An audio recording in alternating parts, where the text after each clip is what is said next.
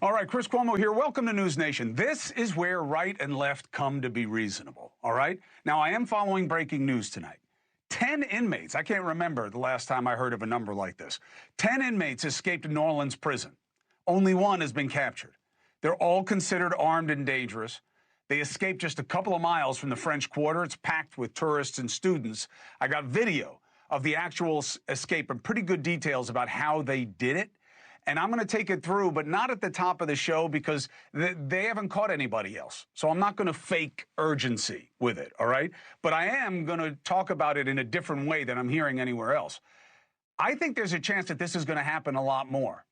And I'll tell you why later in the show. But I wanted to start tonight with the latest round in our effort to push past what the right and left want you to focus on, okay? Playing you for fools with divisive little culture plays and gotchas and little acts of division to keep us away from each other, because that's how they divide and conquer. That's how they get their slice. And that's how they keep us from coming together and putting the onus on them to do things about what really matters to the majority. Examples.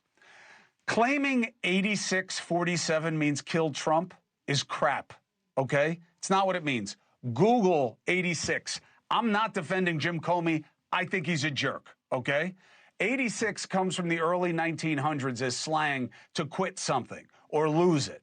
But the idea that the former FBI director, Jim Comey, meant it as a death threat, it's more likely that he was drunk and dumb on a beach than he had deadly intentions.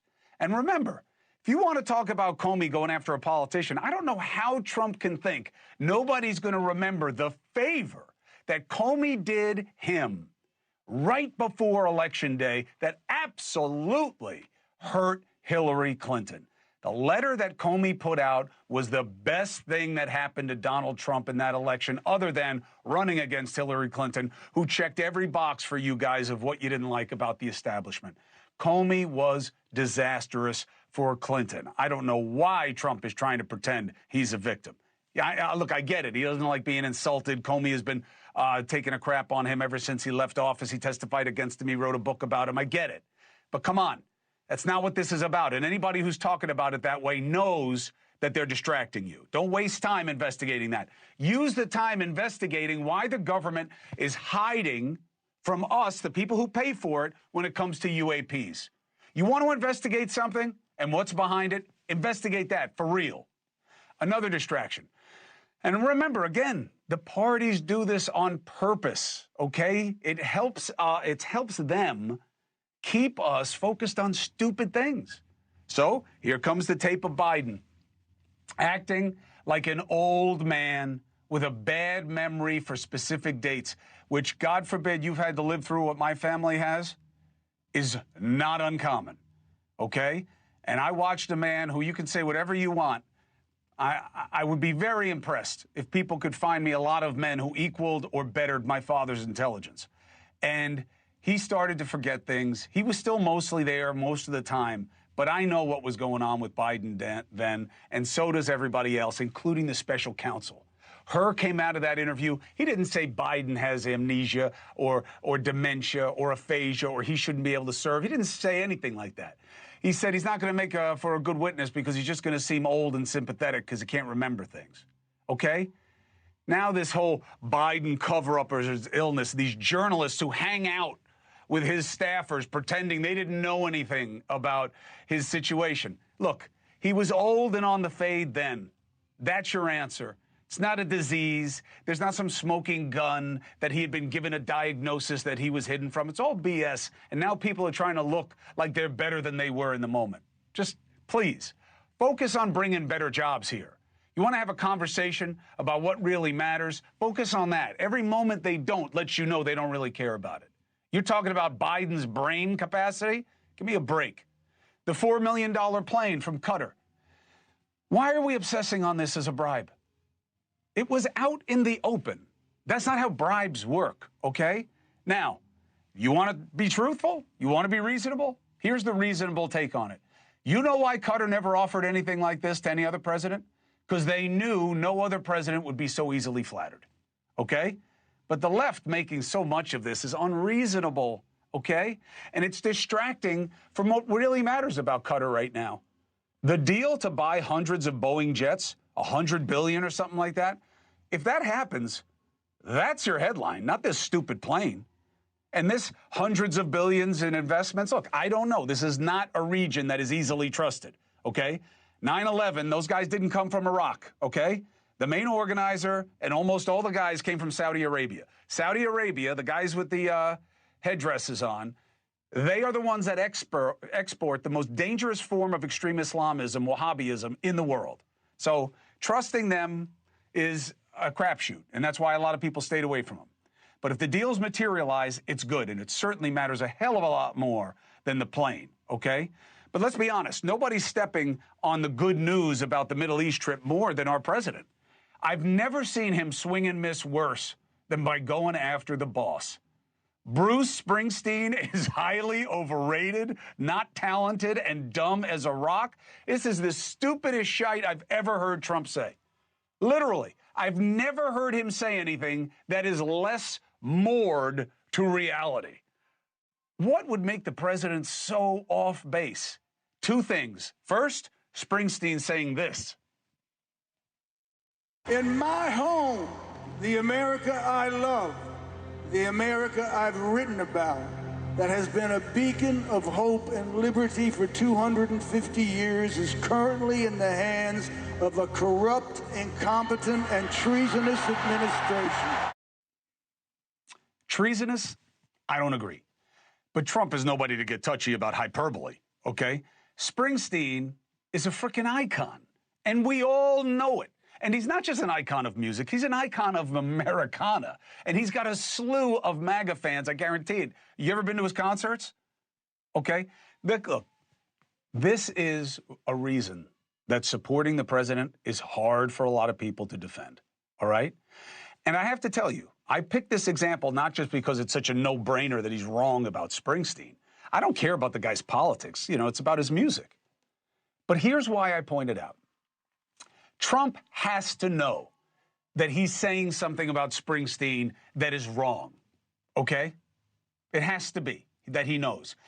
And the reason he's okay saying it is not because he's incensed. He doesn't think you give a damn what's true and what's not true anymore. And he's not wrong, okay? A friend made a really good point to me today that I have been ignoring. I grew up in a time, my brain was formed in a time when, for all the perfidy and the problems in our politics, and there have always been many, as long as we've had the two-party system, we've had this problem of division. But there were norms. There was a degree of civility in the way you spoke to each other and about each other. And you had to deal with facts a lot more, at least when confronted by them. This new nothing is true unless you like it, we're all experts, insults are substitutes for real insights. You know, you could just go on social media and find whatever you want in your little bubble with your little person that's getting wealthy, telling you what you want to hear as if they know something. We are losing the ability to be critical thinkers and to converse. We're all silos. We're all gotchas. Hey, did you see this clip? Do you think this is real? But it's really being circulated everywhere already. You're already circulating it, so why are you asking me if you think it's real? You've already decided to spread it. And you're so susceptible to it. Why? Because this is what we've been acculturating. And Trump knows it. He knows he doesn't have to tell the truth. He knows he can say whatever he wants. And if you support him, you've got to swallow it like it was Jets Patriots. And our politics didn't used to be this bad. And I think it's hurting us. And I think it's going to be hard to get to a better place, even when the president moves on. I don't think we'll see another one like him, not in my lifetime. But the idea that nothing matters unless it works for you is damaging in a democracy. Now, one more example. Trump's tax policy, okay? I was worried about this. I had Steve Bannon on. I heard Steve Bannon say that they were thinking about taxing the rich to pay for middle-class tax cuts. I was open. Trump danced with it a little bit. It's not happening. A new report from Penn Wharton, Trump's alma mater. Remember, he went to Fordham first. He had to transfer in. He didn't get in right away. Anyway, who cares? The lowest earners are going to lose money in this new bill if it stays the way it is. Why? cuts of benefits that they don't have to pay for right now. Food stamps, Medicaid. They're going to be cuts. They're going to be on their back. Highest earners are biggest winners. If you make over $4 million a year, you're going to get like 400 grand a year less. And what are they using that money for? They keep saying the tax cuts are going to pay for themselves, right? There's a new report that shows the bill is hiding an extra $1 trillion in deficits. You want the facts? Here they are, okay? Deficits increased after Trump enacted his tax cuts. Was part of it because of the pandemic? Yeah, a huge part of it.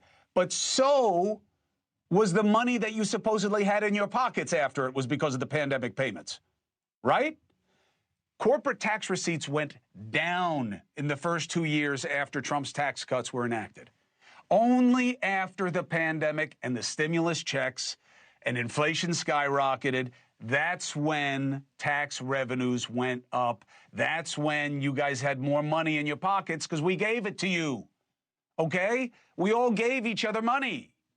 That's what happened with the loans and the checks. The pandemic checks put more money in the pockets of the lowest earners in this country, certainly more than the tax cuts did, all right?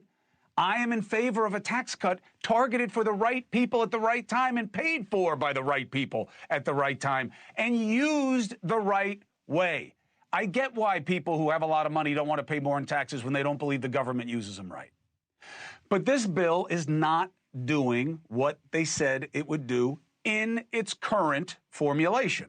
Got to be fair because it's not over yet, all right? But the idea that, yeah, let's do it again because it worked great the first time is demonstrably false. Thank you for watching. Subscribe below and download our NewsNation app right now on your phone, and you will get fact-based, unbiased news for all Americans.